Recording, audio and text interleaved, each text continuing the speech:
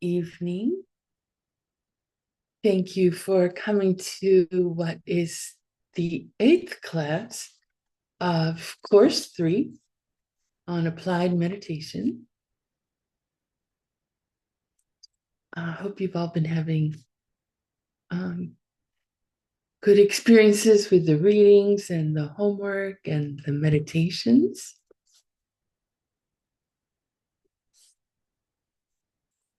So let's set our motivation. Think about what it is that brought you to class today. What is it that you wish to accomplish? What is it you wish to see in your life from attending this class? Try to make it as big as you can. Try to make the feeling as strong as you can.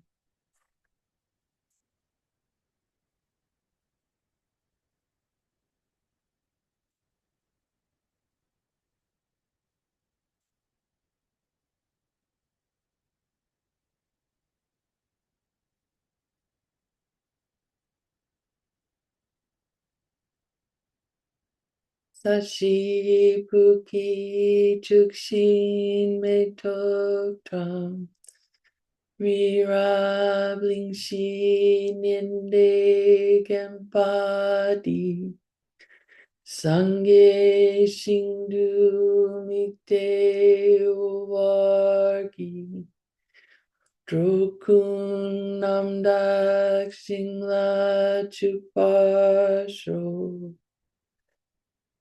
Idam Guru Ratna Mandalakam Niryatayam.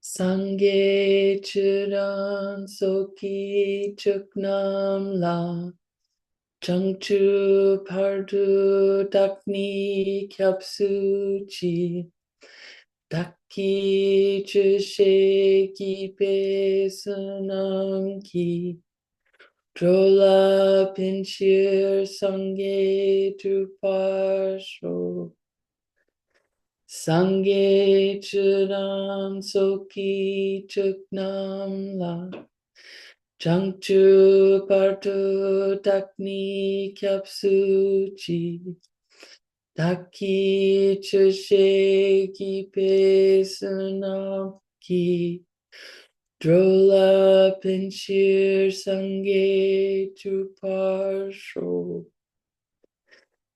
Sange Chiran Soki Chuknam La Changchu Partu Dakni Kyapsu Chi Daki Chishe Ki Pe Sunam Ki Drola Pinchir Sange Truparsho.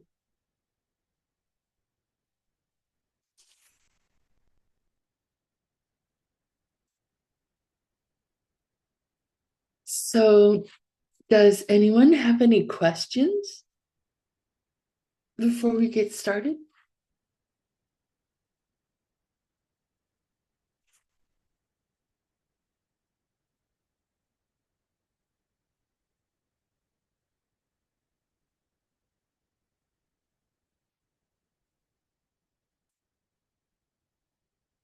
Okay, then we'll get right into it.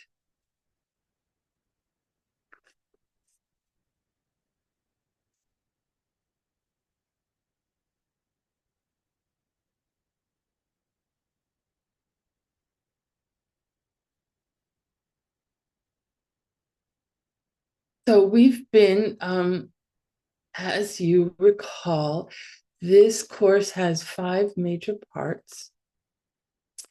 And we have gone through the first 4 now. We've gone through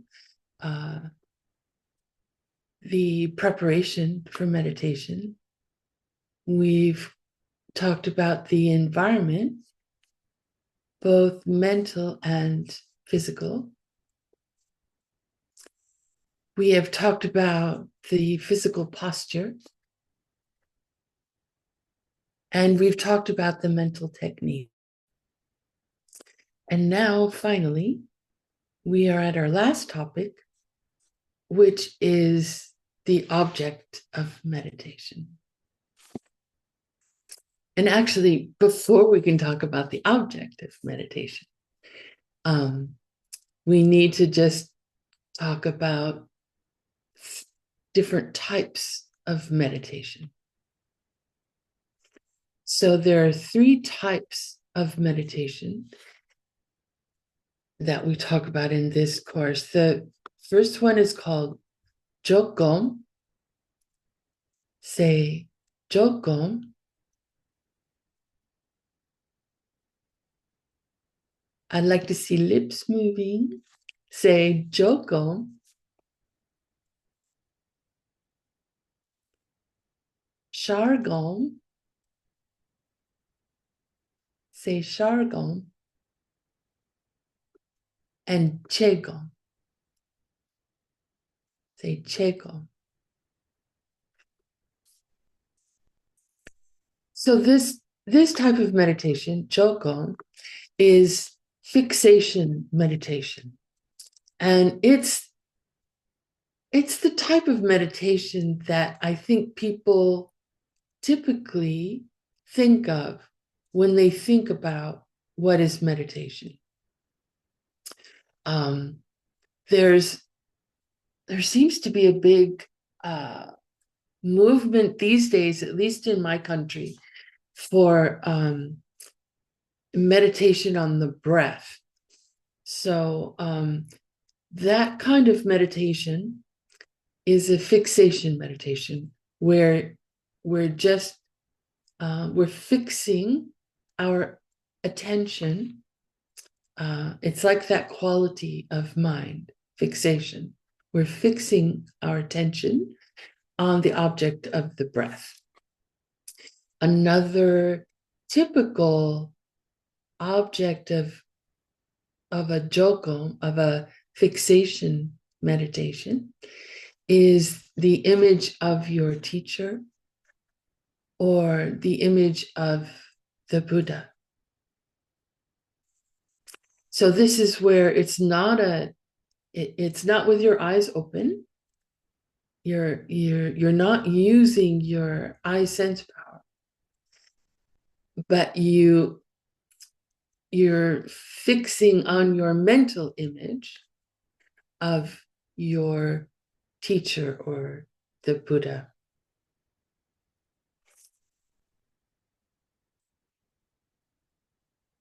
Shargam, or review meditation, is very similar to memorization. This is going through typically a list or a process, something that has parts, and bringing to mind what those parts are. So, for example, well, actually, you've been doing this all along in this course. When the meditation homework is to review the 6 preparatory steps. That's what you're doing. You're bringing to mind what those 6 are and going through them. And then Qigong is analytical meditation. So this is where we bring a question or a problem to our mind, and we examine the question, we analyze the question, and then usually hopefully we come to a conclusion after having done the analysis. And a Qigong, or an analysis, analytical meditation, is closely related to a fixation meditation. Because once you reach a conclusion, then you fix your mind on that conclusion. Sometimes people say you rest your mind on that conclusion, but it is a fixation. You're keeping that conclusion in mind.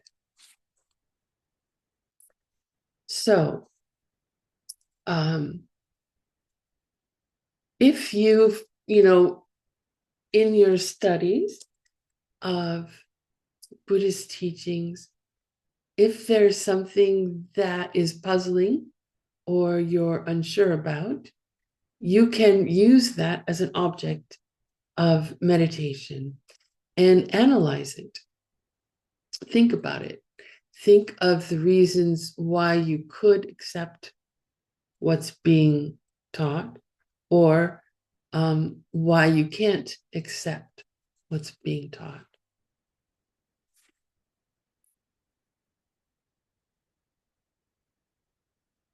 So we're going to talk about an object of meditation today. And with this object, your process could be that you first do Shargam, or review meditation. So you review the parts of the object. It's going to be Lam Rim. So if you know Lam Rim, there are different steps. So you would first do review meditation on different steps. Or let's do something easier. Let's talk about something easier for talking about the process. Talk about like a meditation on emptiness, where perhaps you're analyzing one of the classical proofs of emptiness, which is the emptiness of one or many,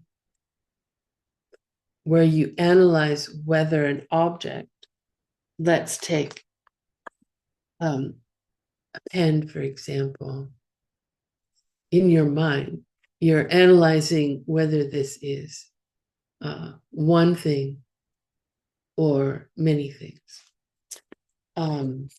So you would first, review the steps of the meditation. Then you would go through the analysis of that is part of that meditation, which is why you might start with, why is it true that if something is empty, if something lacks a self-nature, it must be either one thing or many things. So you go through that process in your mind. And then when you reach a conclusion, you then just fix your mind on that conclusion.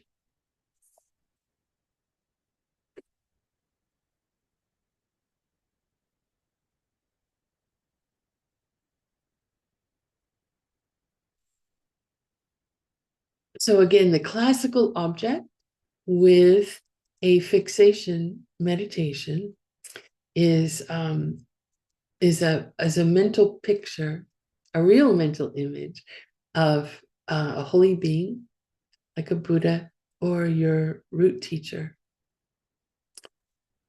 Focusing on it with your mind. You might start your meditation, especially at the beginning, with looking at an actual picture and just refamiliarizing yourself with the shape and the color and the details, the visual details. And then you just focus on that. You fix your mind on that mental image. And as you do this meditation over time, you will be, the actual mental image will become more and more clear.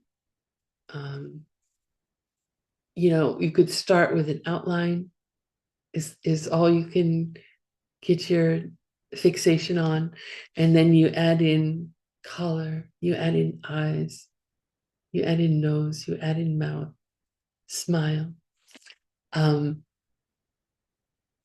the details become more and more clear to you over time. And it could take a long time, and that's okay. So with review meditation, like as you had so far in this course, you'd be reviewing what each of the 6 preparatory steps are, what each of the 7 ingredients are. And a way that you can use this to help your mind become even more familiar with that object is to not go in order all the time.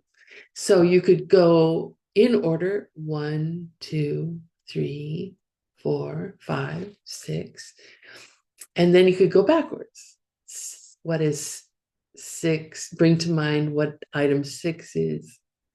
Then 5, 4, 3, 2, 1. Then you can skip around. Let's do every other item on the list forwards. 1, 3, 5. Let's go back.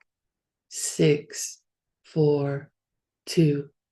So you keep doing this until your mind is so familiar with that object, with that list, that you can almost immediately bring to mind what item 4 is. You don't have to have that in the particular sequence. That's not how you remember it. You've trained yourself to know what each item is. And then analytic meditation. This is very closely related to, and can be,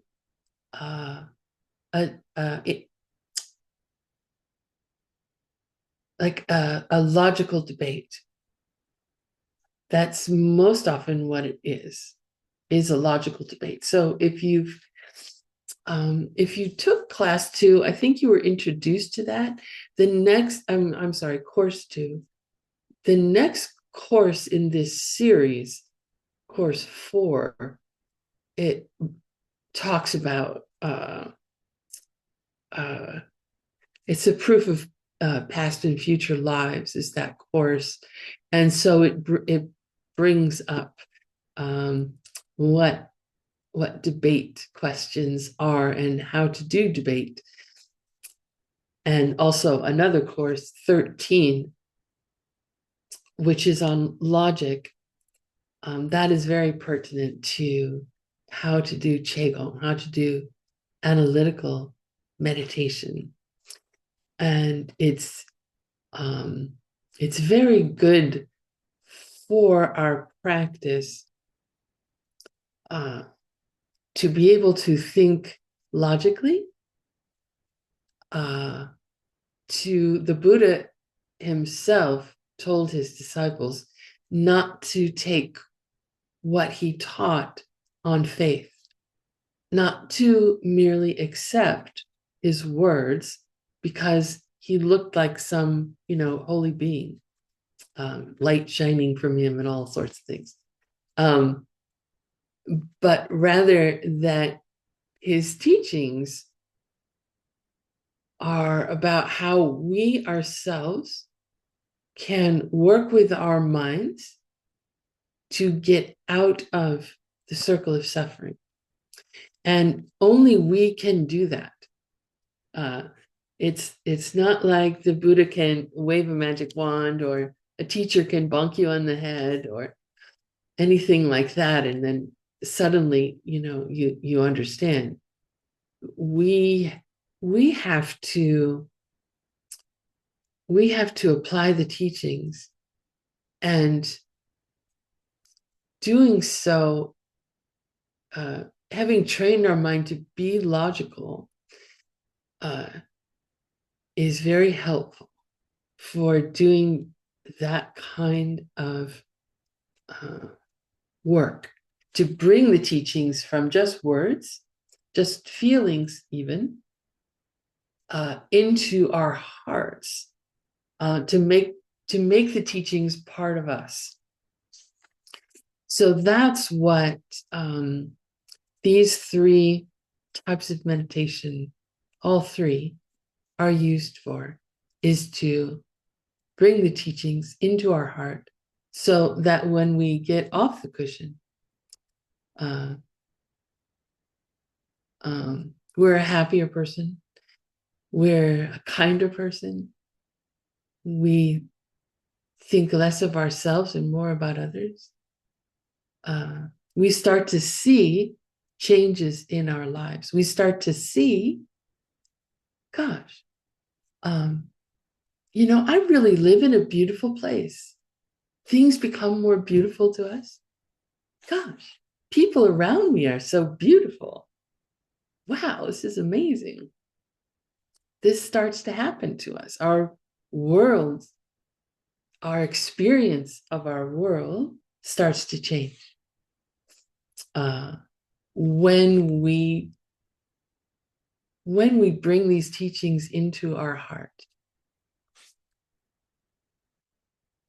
So you can use any type of meditation. You can use fixation meditation, or review meditation, or analytical meditation, or some combination of the three, to reach shamatha.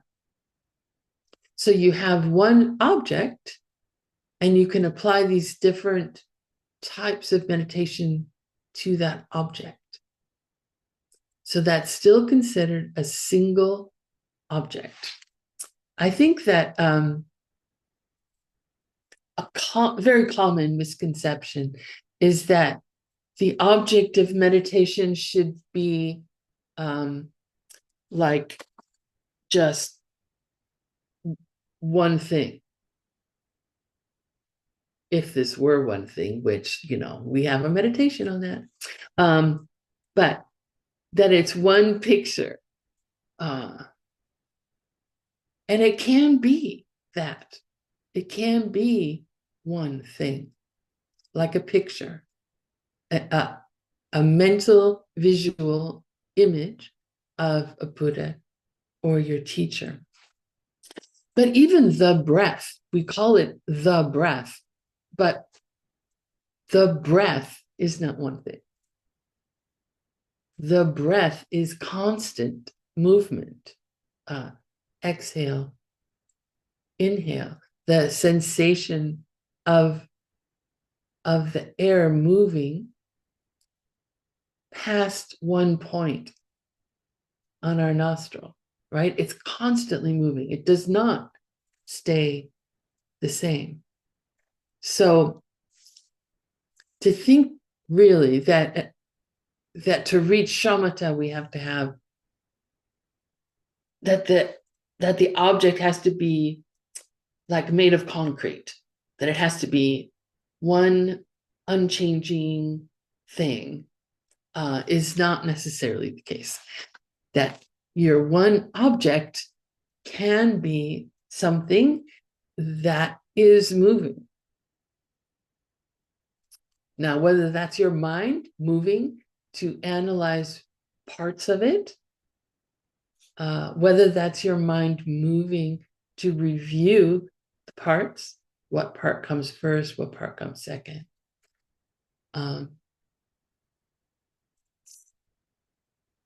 Or even in fixation, because when you're fixing on a list, for example, you are limiting your focus to that list. You don't go beyond the list. Or when you're focusing on your breath, you're focusing on, this one point where air is moving out and in, but you don't expand your focus to anywhere else on your face, for example, if your nose is where your object, and you're not like following the breath out into the room and then following it all the way down into your lungs or anything like that. You focus, you define what your focus is, and you keep your mind there. That's your fixation. So hopefully that's clear. Any questions about that?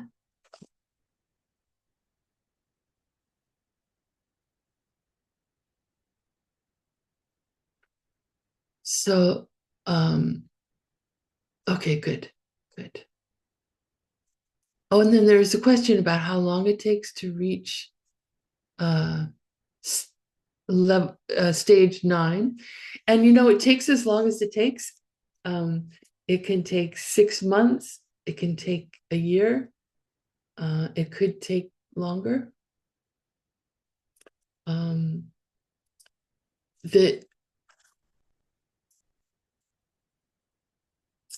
The key is to have a practice that you're doing daily, doing it at the same time and in the same place is also supportive of advancing through the levels, because your body and mind don't have to get used to something different or new about the change in time or the change in place. Just making things as helpful as possible for your mind to, for you to be able to control your mind, to keep it on an object and to deal with the distractions, to deal with dullness and agitation. So it could be 6 months if you're really diligent. It's very important also with meditation, with concentration, to be keeping morality really well. If when we harm others, when we break our vows, which is mainly harming others or harming ourselves, that disturbs the mind for longer than the short time that we did whatever negative action it was. I mean, how it is. If you get into an argument with someone, let's say that you really love, and you get in the argument, you decide, oh my gosh, I need to count to 10. I need to separate myself. Your mind goes back to it over and over.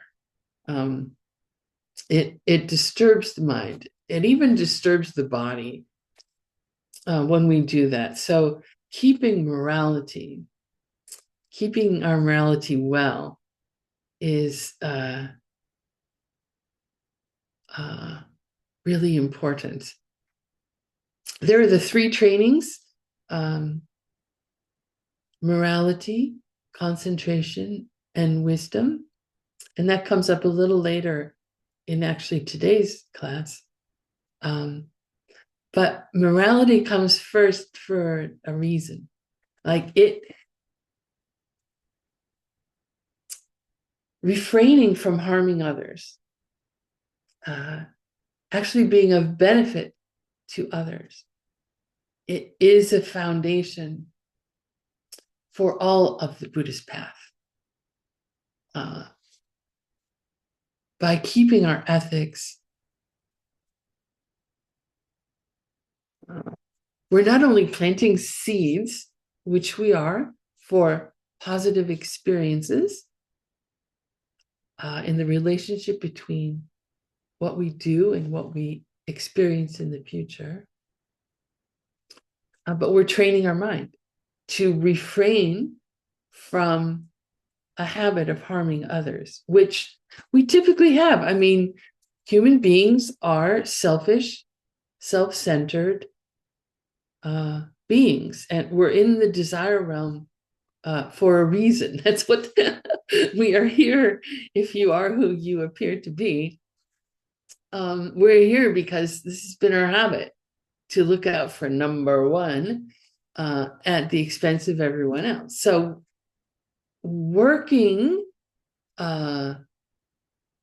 against that, controlling ourselves, our behavior, our speech, and our mind, that gives us this foundation to be able to concentrate. I mean, if we're not keeping our vows, if we're not acting ethically, forget it. You won't reach shamatha. It won't happen. We must be keeping our vows, our ethics.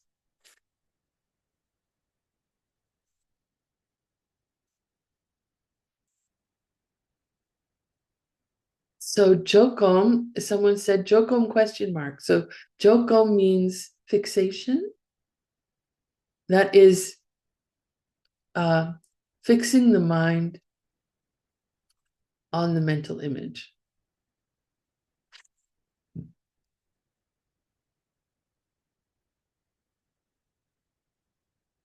And you can, I mean, as you continue your meditation journey, your path,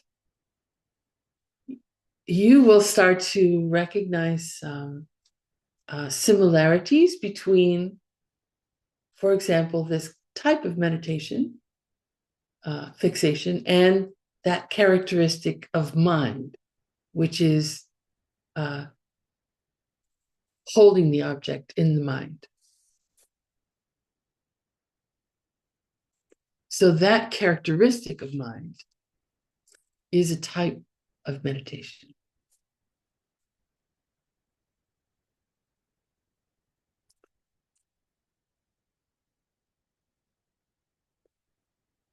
So the object of meditation that Geshe Michael gives, and I happen to think it's an excellent object of meditation, is the Lam Rim. So say Lam Rim. Lam Rim. Lam means path. And if you took course 1 with me, recall, we talked about path as a realization. So it's not something you walk on. It's something that you realize in your heart, in your mind. But metaphorically, it is also the way or the path to something. And rim means steps or stages. So the Lam Rim, these are the steps or stages on the path, and it's to enlightenment, to complete and total enlightenment. So there are realizations that we have in our minds as we practice this path. So it's not just it's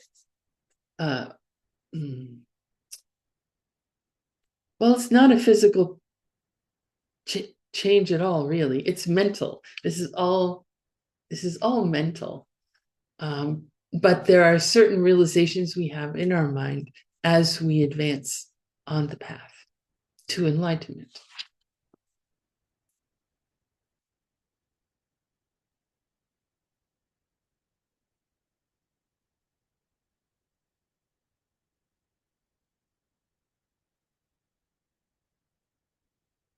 So the source of the Lamrim is in the Buddhist teachings, in the sutras.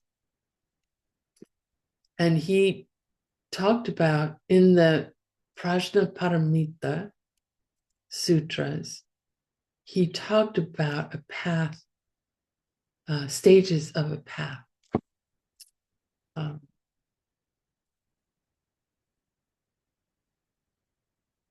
After the Buddha taught this, there were many texts written by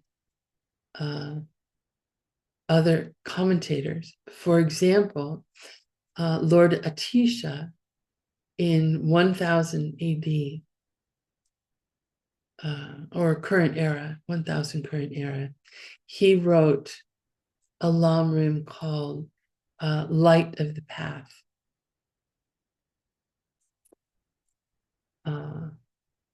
The most famous lamrims are those written by Tsongkhapa, who lived in the 1400s. He looked around, he was in Tibet. He looked around at how people were practicing and saw that there were some mistakes in how the teachings were being practiced by people. And so he thought, well, let me put all of the teachings, let's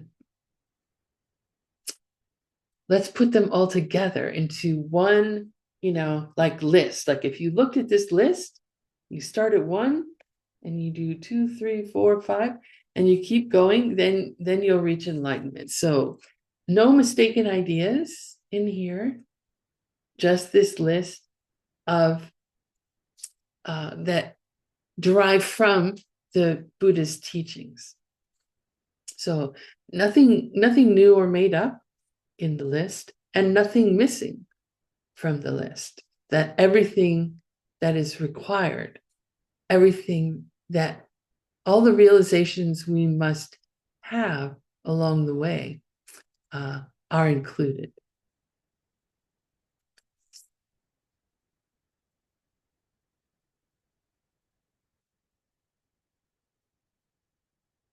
So we are going to use a text called Yuntin Shir Girma, and this means the source of all my good. The source of all my good.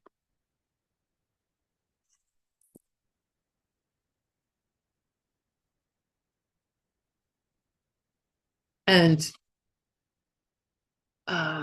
Yunten, this means good qualities, and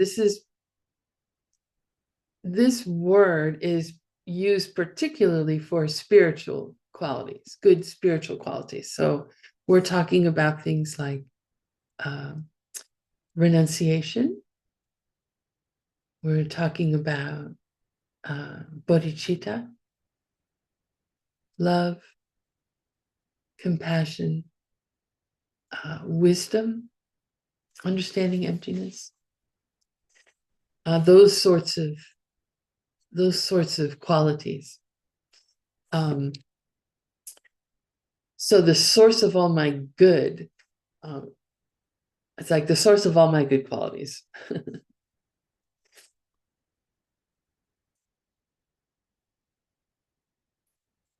Shir, Geshe Michael here is translated as source. It's the root of this word is shi, which is foundation or basis. So he's translated this as source. your like here it's the verb, so is. And ma is a feminine ending in the Tibetan language, and it's typically used for great books.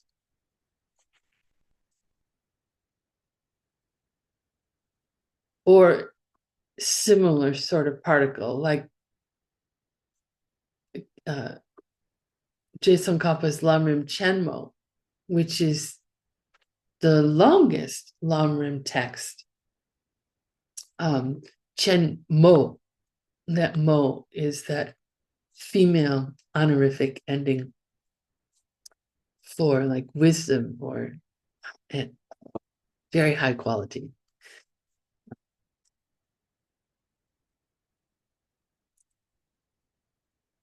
So the Lamrim that will be our object of meditation is the Yuntin Shugirma, is the source of all my good.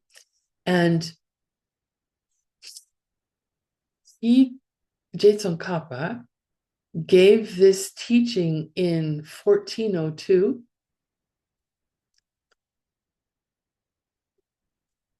And he gave it at a place, at a monastery called Rodring,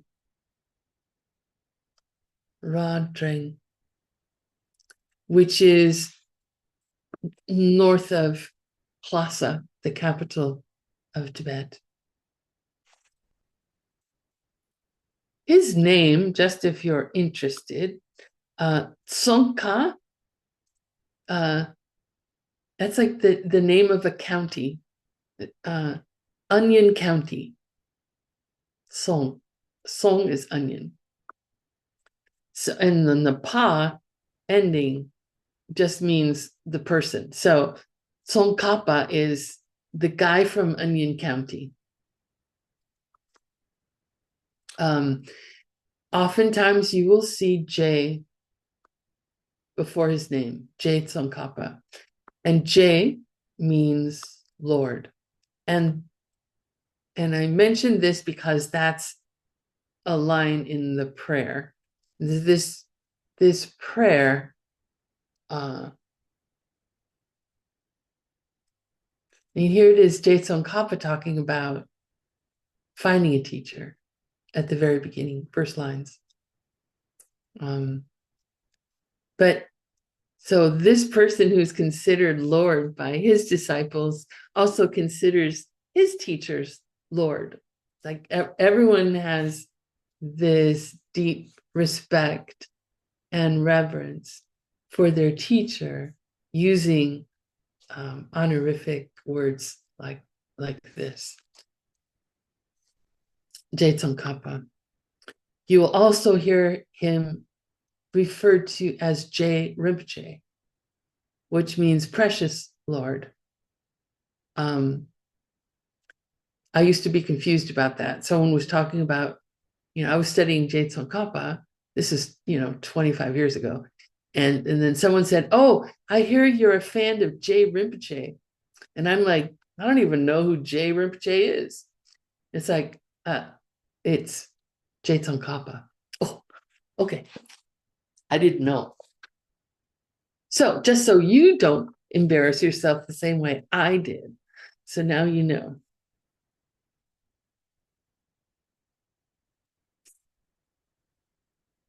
So this monastery where he taught this, Rodring, it was founded by Drumten Je, who was one of the main disciples of Atisha. And Atisha is who brought the teachings of the Buddha to Tibet. So this is considered, or was considered, a very, particularly holy place in this lineage of the teachings. he was a layperson, Drumchenjay. He never became ordained like most of the other commentators and teachers that you come across in the Buddhist canon. He had layman's vows, he kept them very well. And he was one of the greatest lamas in the history of Tibet.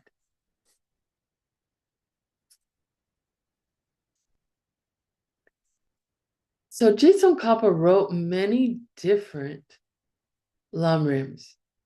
There's the Lamrim Chenmo, the great book on the stages of the path. And that's a huge, huge book. I mean,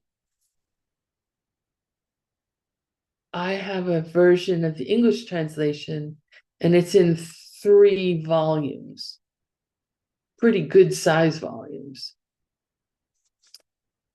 It's very detailed. It's extraordinary. Then he wrote one. It's like, oh, that's a little too long. So then he wrote the Lamrim Dringwa, and Dringwa just means middle length, so medium-sized Lamrim. And I actually, no, I do have a copy of that one. And it's not nearly as long.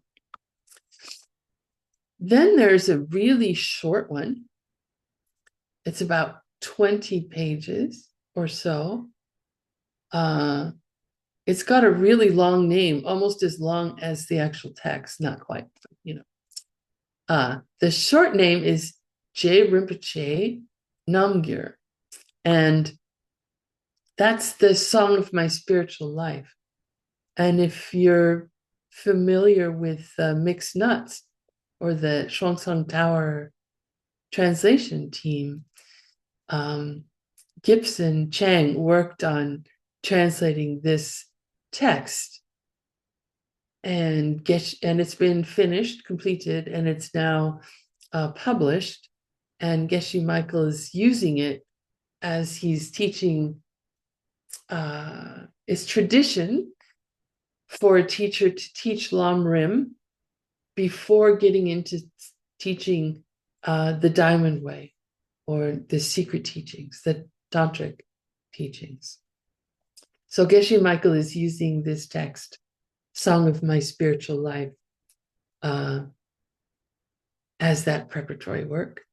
And it's a wonderful, wonderful text, because Je Tsongkhapa talks about his realizations, which he normally doesn't do.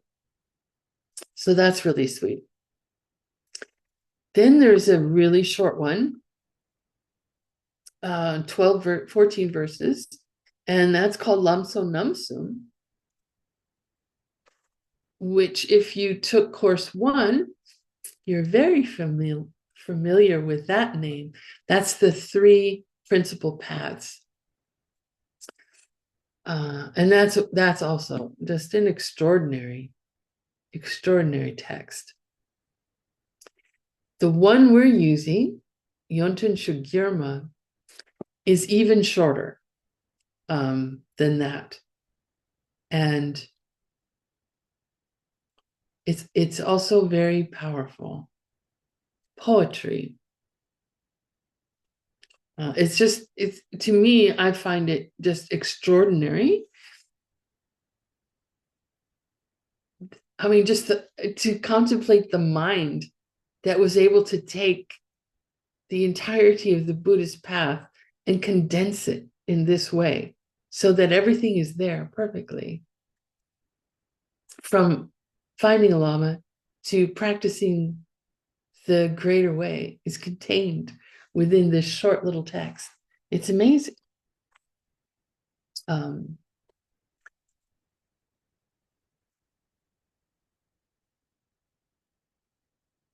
So on your homework, there's a question about what texts the Lamrim is based on. So Geshe Michael, when he taught this course, he talked about how the typical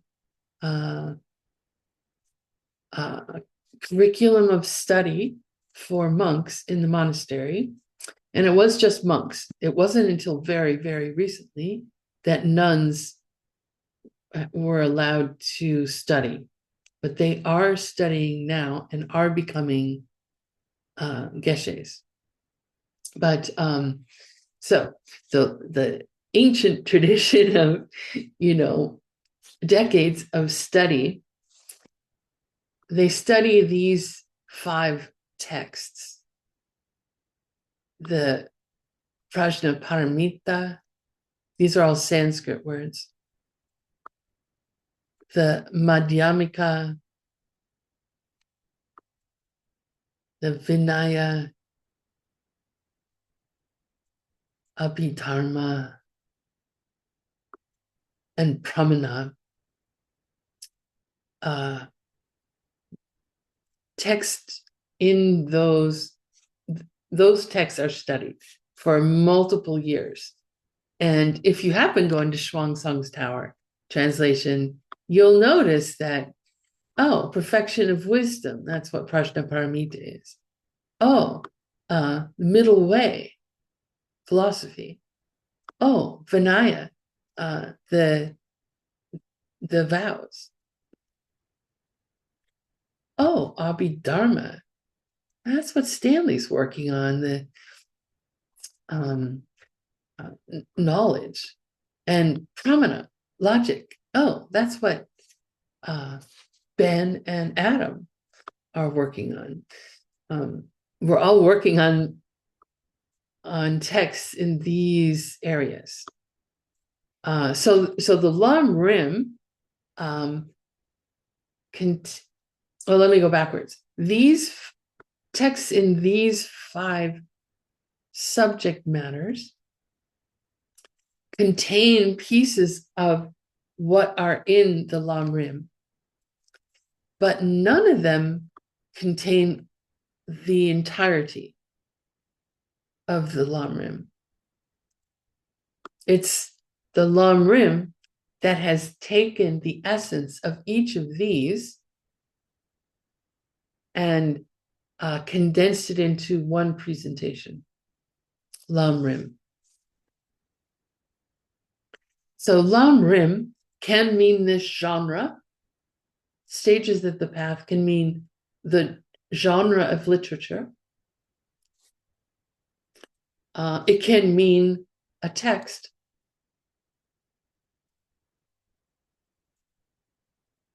It can mean a particular stage, a particular realization on the path to enlightenment. So it can refer to all those things. So you have to look at the context of how the word's being used, or the phrase, how it's being used.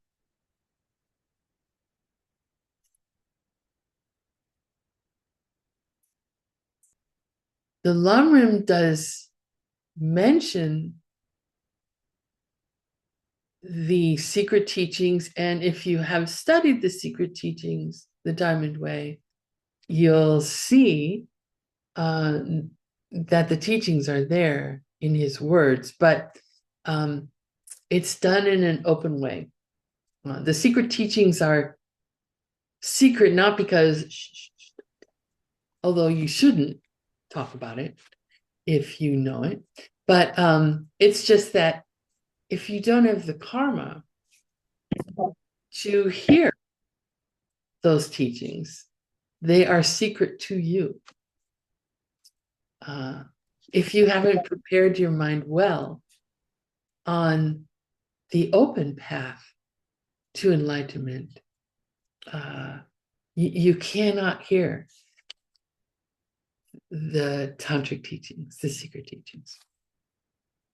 So that's why the Lam Rim is used as preparation for practicing, for learning, studying about, and then practicing the Diamond Way, the secret teaching. So Geshe Michael kind of made a joke that, why would you go for 20 years to a monastery to study all of these texts when you can just study Lam Rim? And why study this 1,000-page Lam Rim Chenmo when you can study this short text that you can memorize? So that's why he's, I mean, there is an aspect, right, that we could spend decades studying these texts in depth and being scholars and understanding the intricacies and the details of each of these texts. Well, actually, we couldn't, because there's far too many texts. But having a lot of knowledge that's not really on the steps of the path. I mean, certainly we go to teachings, certainly we learn things, but having knowledge is not the goal. Changing our hearts, our minds, changing our experience of the world, that's the goal. And we don't have much time. We don't have much time. We have no idea when we're going to die. We should get as much, we have this phrase in English, bang for the buck. Get as much value for the smallest amount of energy spent as we can. So this is why Geshe Michael gave this as the object of meditation.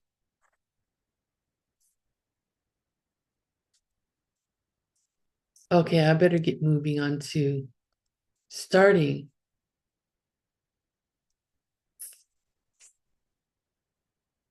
I'll just mention, I won't read all this next verse here, even though it's very sweet. It's from your reading, you will see it.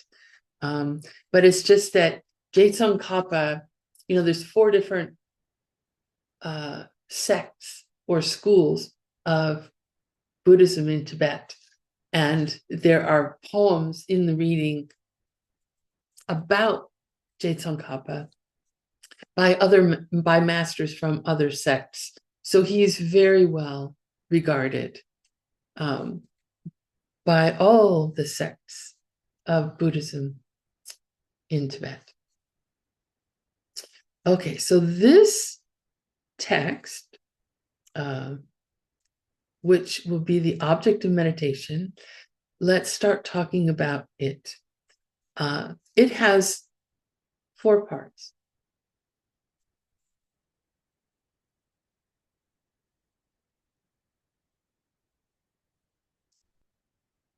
The first part is Lamgit Sawa Shenyin Tensu.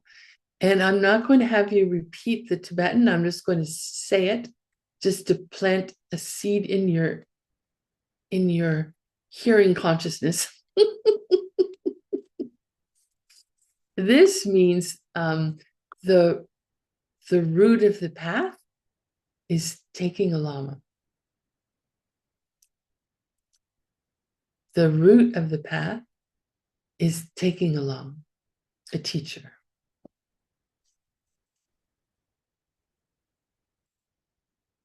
In a lojita jangwe tsu,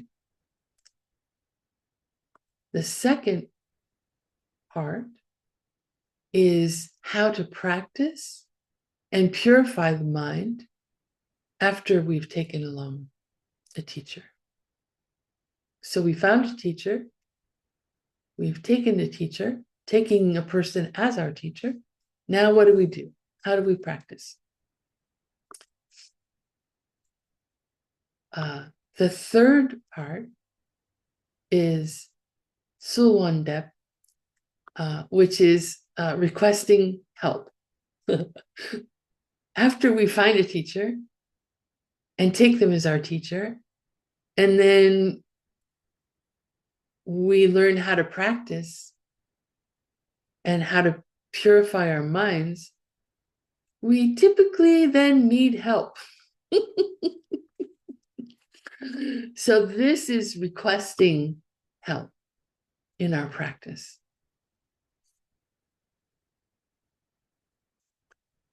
And then the fourth part, Lama Jesung Dang Salam Tope Munlam, is praying to meet teachers and praying to achieve our goals.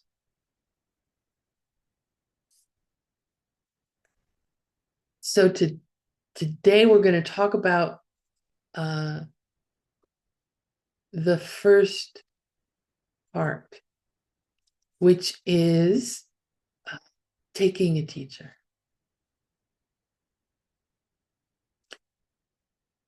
So this part has two parts, but those two parts also have two parts. So let's just break it down that the first part has four parts. So taking yourself to a Lama. The first part is, where did I put it here? Here it is. Depa Jangwa. It's developing faith and admiration in your teacher.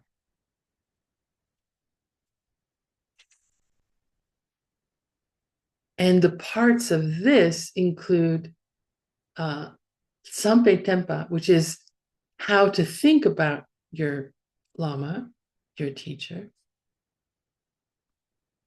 and Jorwe Tempa, how to act towards your teacher.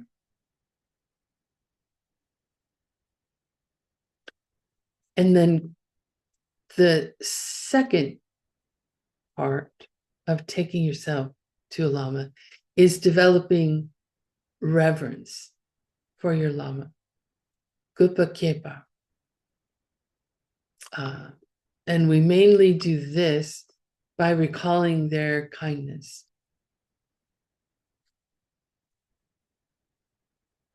So to talk about the teacher,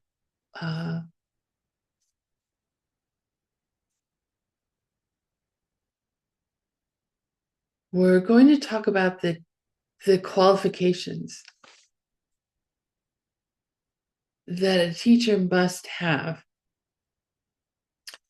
These are kind of like, these are characteristics that if you're looking for a teacher, you want to make sure they've got these qualifications, that they have these characteristics, that people who have these characteristics are a teacher who can truly help you. So that these come in different lists, which you're going to see. We've got 3 lists. The list of 10, which actually was covered in course 2, ACI course 2, or was it covered? It was also covered in course 1. It's covered a lot, so it must be important. It comes from the Tengyur, which is the collection of the Buddhist canon that is comprised of Indian sages' commentaries on the Buddhist teachings.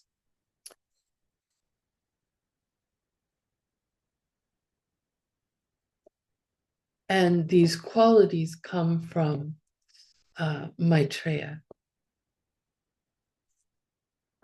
The first quality of the 10 qualities is that the teacher should have dolwa. They should be practicing morality. Particularly the 10 moralities of avoiding killing, avoiding stealing, avoiding sexual misconduct, avoiding lying, avoiding slander, avoiding harsh words, avoiding idle gossip,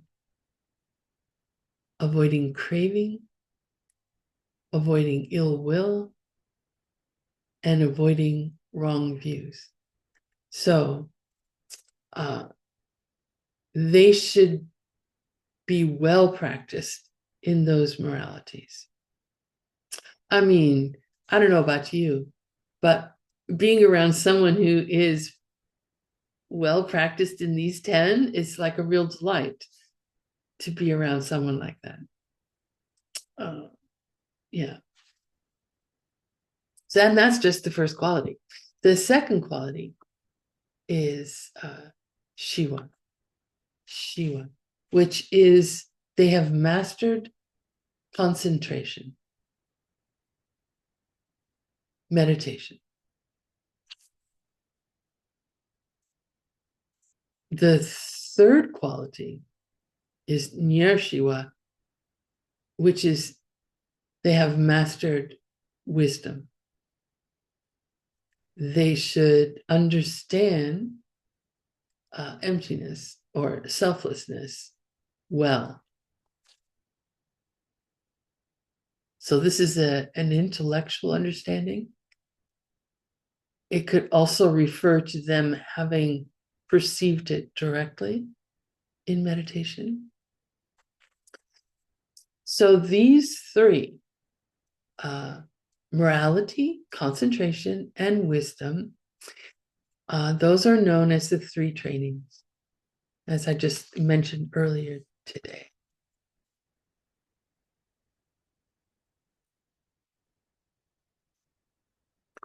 The fourth quality, Lopama Yinten Lakpa, their spiritual qualities should be greater than or should exceed those of the student. So they should be farther along on the path than those they are teaching.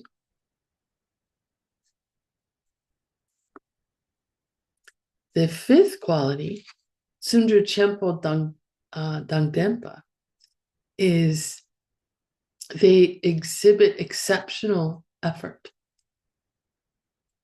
They make great effort on behalf of their students. They work very hard for their students.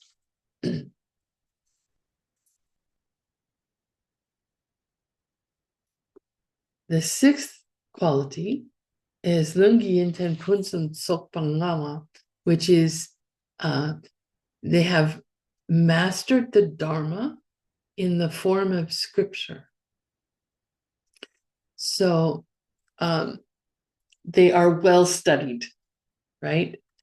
They have studied the different scriptures and they understand which scriptures have which kind of content so that they can then pull from that depending on what their students need, what would best help them. The seventh quality is Dekonan Tokpa, which is a deep realization of suchness.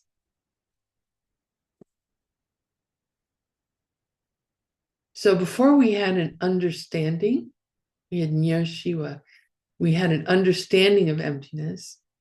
So this is a perception of emptiness.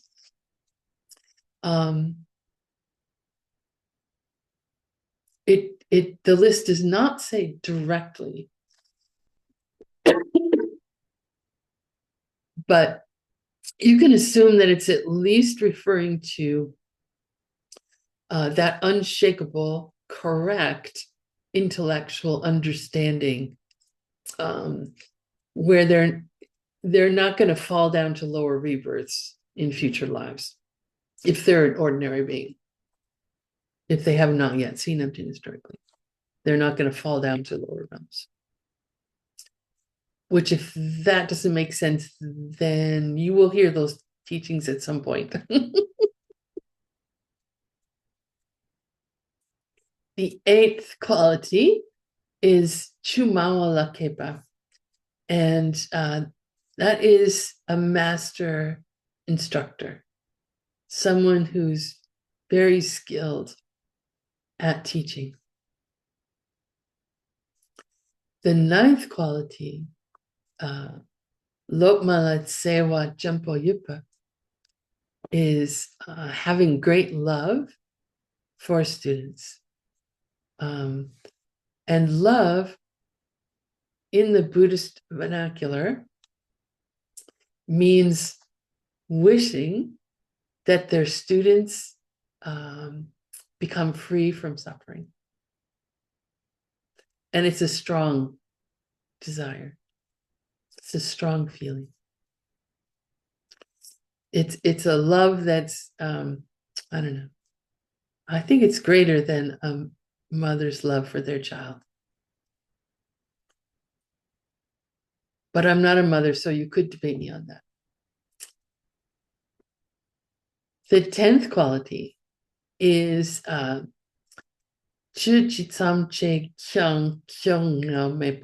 this means they're beyond becoming discouraged. So no matter how many times the students ask about, I have a problem, what do I do? My husband's yelling at me, what do I do? No matter how many times the student asks, they never become tired of teaching about the two husbands in the kitchen, for example. They will teach the same thing over and over. They will teach for as long as it takes for their student to understand, for their student to have the student has the karma to ask the question, right? The teacher will be sticking around until the student has the karma to understand the answer to the question. So those 10 are very well known. And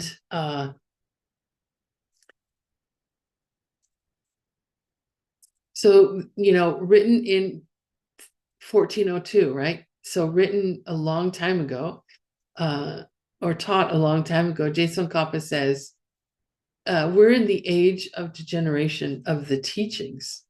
It's extremely difficult to find someone who has all 10 of these qualities. So let me give you a list of 5 qualities. So if you can't find someone who's got 10, see if you can find someone who's got these 5. 1 through 3, first, second, and third qualities, their mind is under control by following the 3 trainings: ethics, concentration, and wisdom. They should be a person who has become kinder and gentler through their practice of the 3 trainings. So that's the first 3. The fourth one, Deni Tokpa, they've perceived emptiness. And again, Geshe Kappa also did not say directly. He said just perceived emptiness. So they have, at the very least, a correct understanding of emptiness. Geshe Michael said at this point that there's really no substitute for a teacher who has perceived emptiness directly. I mean, they're a different being. They have seen it directly, and they are on their way inexorably to getting free from the cycle of suffering. There are no mistakes in their understanding. So if you can find someone who's seen emptiness directly, that's the best. And then the fifth is Sewa Dangdenpa. They love their students. They have concern for their students. So it's the three moralities: ethics, concentration, wisdom, then a perception of emptiness, and then love for their students. And then Jason Kappa says, Mata Mata Ang. He says, at the very bare minimum, if you can't find someone with those five qualities, then it's okay. It's the very bare minimum to find someone who has these next five qualities. So, what are these five qualities? Chudang chikten ni le chud sor jeba.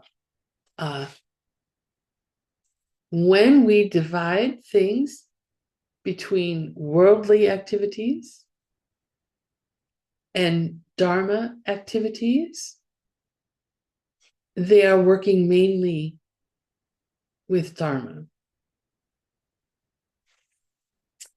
So this word jikten, worldly, it can be a kind of tricky word, and it is sometimes like taken too much at face value, of dividing, like worldly things would be having a family and a job and a house and a car. That those are all worldly things, and that dharmic activities are all meditation or going to teachings or going on retreat, that there's a real separation, and that there are concrete groups of activities.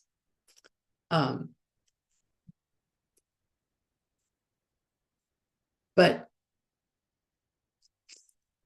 you can do what looks on the outside as worldly activities, like having a family, like making dinner for your children. Worldly activity. You can make that through your motivation into a dharmic practice. You can make that a dharmic practice. You can make your job a practice of dharma. You can practice dharma all day long, no matter what you're doing, with every movement of your body, speech, and mind. You can make those into dharma practice. Similarly, it's possible to do meditation without it being dharma. It's possible to go to teachings without it being a dharma activity. It's possible to do retreat without it being a dharma activity. If we're just concerned about, oh, I want to be able to say I did a 3-year retreat, so that's why I'm doing retreat, then it's a worldly activity. It's a concern for this life, or it's a concern for reputation. So it's all, we can't see from the outside what is worldly activity and what is dharma activity, but we can smell it. We can tell when we are basically interviewing people to be a teacher. We can tell. We can sense, and we can also ask questions, and just being around them, we get to learn how it is that they are in the world. How is it that they're living their dharma practice? So that's the first of the bare minimum 5. The second is Sendi Dang Chima Ni Le Chima Sower Jeba. So between this life and future lives, they are more concerned with future lives than they are with this life. And that is actually the bare minimum for a Buddhist practitioner is concern about future lives. That what we're doing now, what this life is for, is to plant seeds for our future life.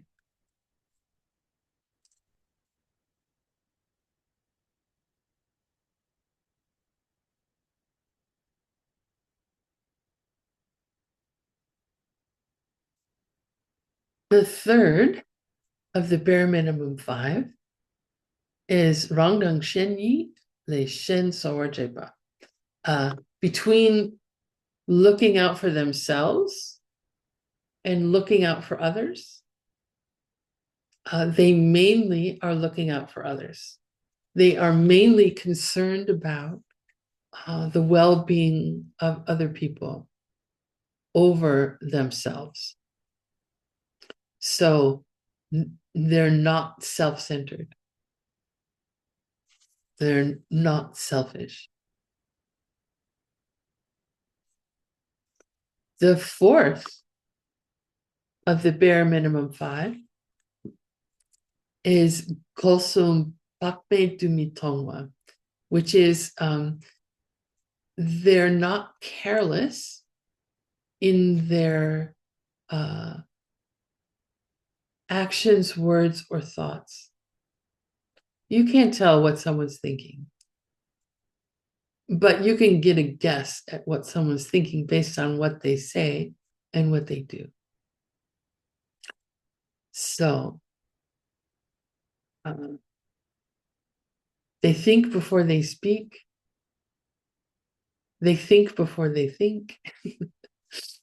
And they think before they do anything, before they act. They're very careful not to break their morality, not to be careless, to be wild, things that would, like if someone were to see them do that they would think either, oh, it's okay, I can do that now, or that they would think poorly of them, only because a teacher wants to have relationships with people in order to share the Dharma, in order that those people understand the teachings and practice them in their lives and get out of suffering. So a teacher doesn't want to act wild and crazy or careless in how they interact with others because of their concern for other people. And then the fifth of the bare minimum 5 is Lopalam Loklam Volta Chuchin Chiloktu Mitripa, which means the teacher never leads students down a mistaken path. They're keeping the lineage pure of the teachings of the Buddha that have been passed down from teacher to student. Student becomes teacher for new students. That has come down to them, and they teach it purely. They don't teach mistaken things, wrong things, harmful things.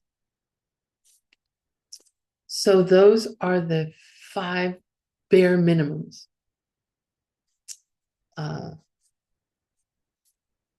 The bare minimum of being more concerned or more involved with living the Dharma than in living a worldly life. They're more concerned with working for a future life than with working for this life. They're occupied more with benefiting others than they are with benefiting themselves. They're never careless in their thoughts, words, and actions. And they never lead students down a wrong path. They don't teach mistaken ideas.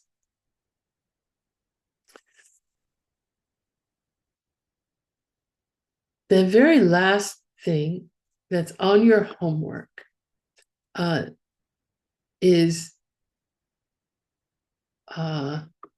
there's this jingilop, which is it's like a pleading, please bless me, jingilop. And this phrase appears frequently throughout the source of all my good. So what does this mean? What are we really asking for when we're asking for a blessing? When we ask our teacher to bless us, what we're asking for is that that we want their, well, we call it a blessing, but it can be guidance, their assistance, their wisdom in how to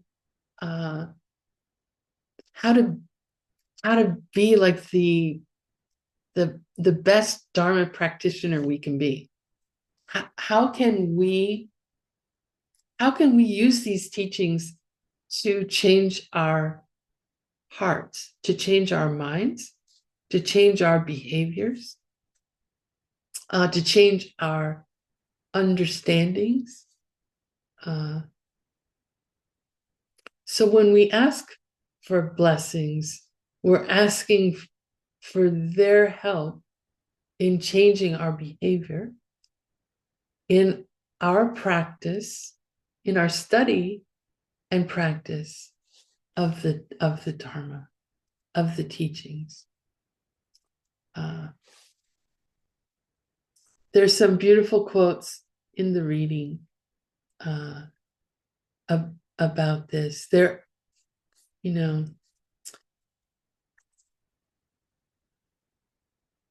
the more we can take every teaching we hear as a personal instruction, as a personal blessing from the teacher to us, and practice it in our lives, the stronger our connection to not the teacher, but the teachings, the stronger our connection to the teachings, they will come to live within us. And that's what we're aiming for, is to live the teachings perfectly.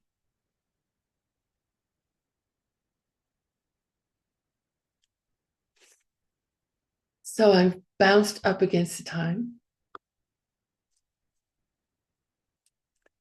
So no time for questions, for which I apologize. If you have any, we can use the Telegram chat, or you can save them for next time. We will meet again next week, and which I think is our last week already. I can't believe it. And we'll continue on with discussing the source of all my good. Okay, so recall your motivation for being here in this class today. Think about bring to mind how you paid attention to the teachings, and any thoughts you had about putting the teachings into practice.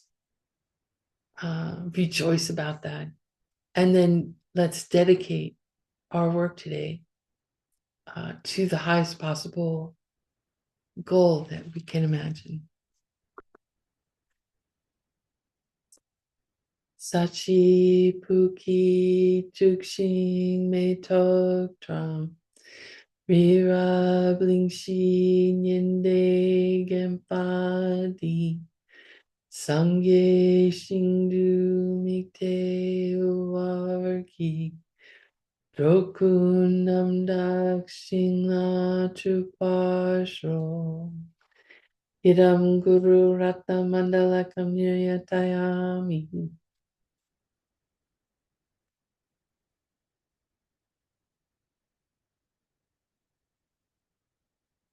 Gewadi Gewokun Sunam Yeshe Tsoksokshin Sunam Yeshe Lejungwe Tampar Kunyi Topar So.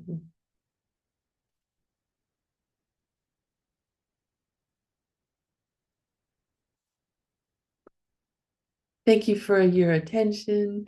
Thank you for your practice. Thank you, live translators, so very much. Thank you, tech team. Thank you, ACI.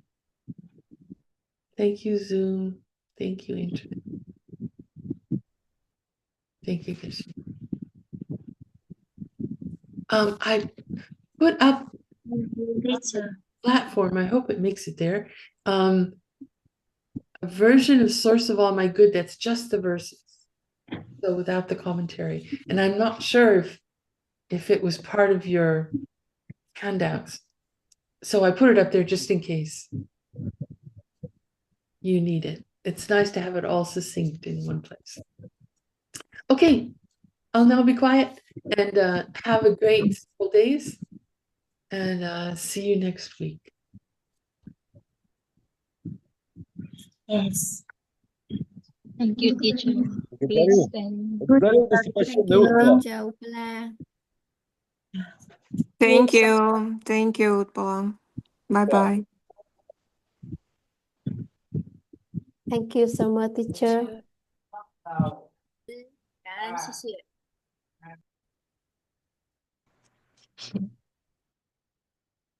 Thank you.